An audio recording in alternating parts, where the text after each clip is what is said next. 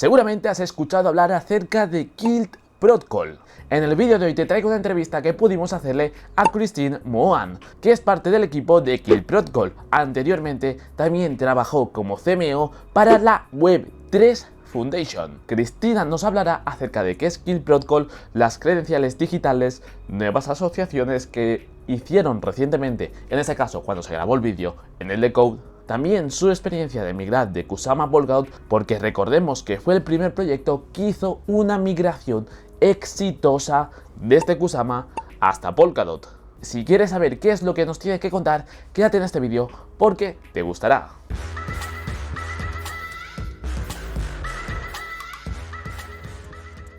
Hola chicos, nos encontramos en POLKADOT Decode y estamos con Kilt PROTCOL. Entonces hemos conseguido hacer una entrevista y aquí estamos. Hi, can you present which is your role at the ecosystem at Kilt PROTCOL, and can you what is Kilt PROTCOL? Sure, okay, hi. Christine Mohan from Kilt PROTCOL. I'm Vice President of Business Development, so responsible for ecosystem partnerships and working within the community, identifying new potential partners, and then also we manage marketing and the adoption side of it as well. And so Kilt PROTCOL is a mechanism for basically issuing verifiable credentials and decentralized identifiers, or DIDs.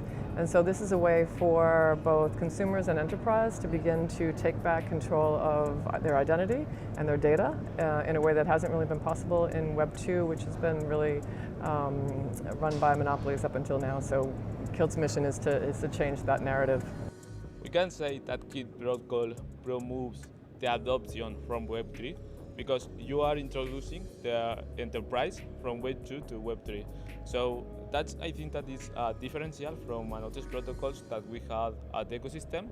And the last integration, the more important integration that I think that we have at the ecosystem, they count thanks to the Kilt PROTCOL ecosystem, that is DELOITTE. What you can say about this? Sure. So actually just today, this morning at POLKADOT Decoded, we presented on stage. So Ingo, this founder of Kilt PROTCOL, and then DELOITTE, and also POLIMEC, which is another POLKADOT ecosystem project. They will be the first use case for our relationship with DELOITTE.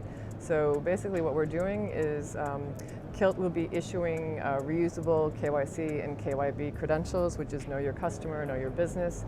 Typically this has been a really onerous, lengthy process. When you've ever gone and started an account at a bank, you have to KYC, you have to share your information, and then you don't get to keep any of that information. You don't, it can only be used once. The bank retains that information. So it's costly for the bank, it's time consuming for the consumer. And so basically this new mechanism will allow KYC credentials to be used again, and those would be anchored on the Kilt blockchain, and then that means that the third partner, in which case the first one is POLIMEC, they would not need to retain any of this personal information on their end in their databases, so it removes that process and also adds a nice layer of control to the user, because what's happening is you're getting a KYC credential in your wallet that's under your control, and then you can decide what part of that information you want to share. So that's the first big, this was re-announced with DELOITTE about 6 weeks ago, and now the first use case today, so it's really moving at a great pace. And we actually had another enterprise announcement a few months ago with Axel Springer, which is the largest European publisher, and they're also publishing Politico and Business Insider in the US. And so they will use Kilt's technology so their users can log in without having to share too much information. And again, it makes it for a very seamless process for the consumer. I think that one of the questions that the users has is why Kilt PROTCOL choose POLKADOT for launch his protocol and not another blockchain. Sure.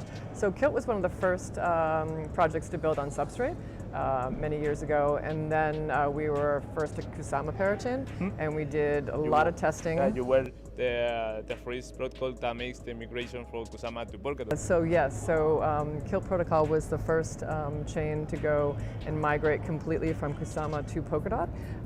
We had always had that plan. It's baked into our tokenomics: one chain, one token, one network.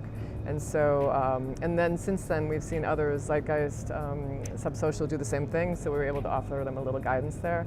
And then we used Kusama as a real testing ground to experiment. We launched about 5 services on Kusama pretty rapidly over the course of like 6 months of launching that parachain.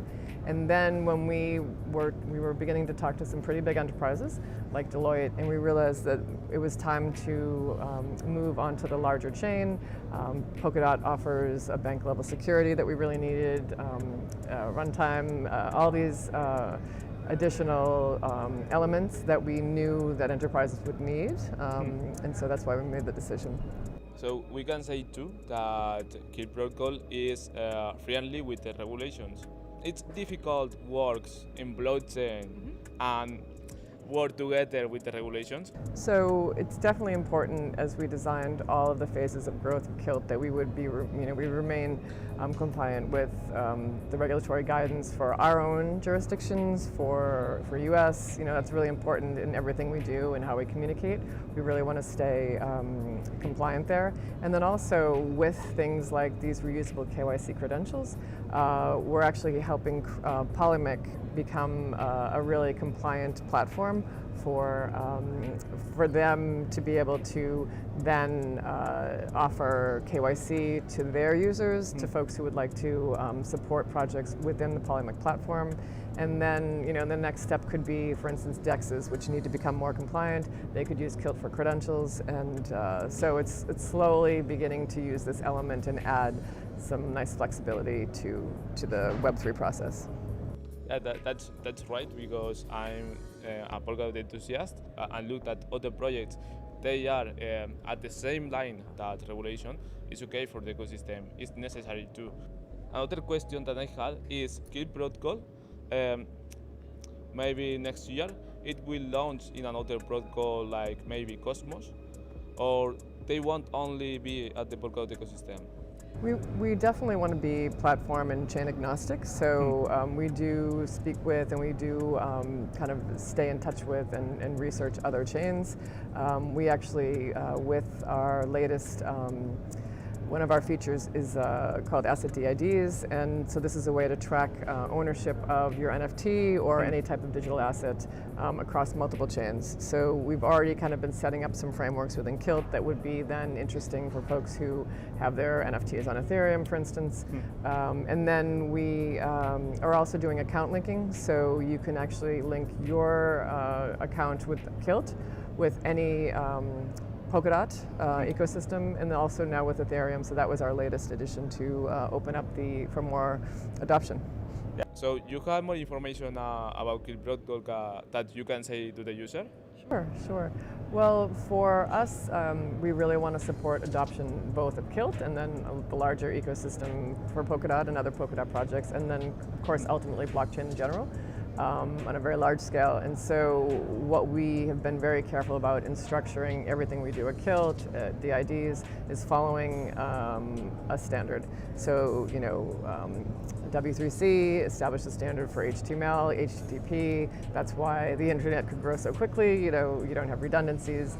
And so you have to take that same approach if you want enterprises to build on Kilt or build on Polkadot. And so we've been very careful with the DID standard, which is now recognized as of last year by the W3C, and we think that that has to be almost like a base level of what you're building in identity, because that means that we can work with other identity chains and tools and apps. It means that enterprises could work with us. It means that enterprises could work with other identity protocols. So without that, you would have, it would take a lot longer to get to the adoption we need to see. So I think that interview is okay. I will appreciate to be here for the Spanish community. So thank you very much. You guys are doing excellent work.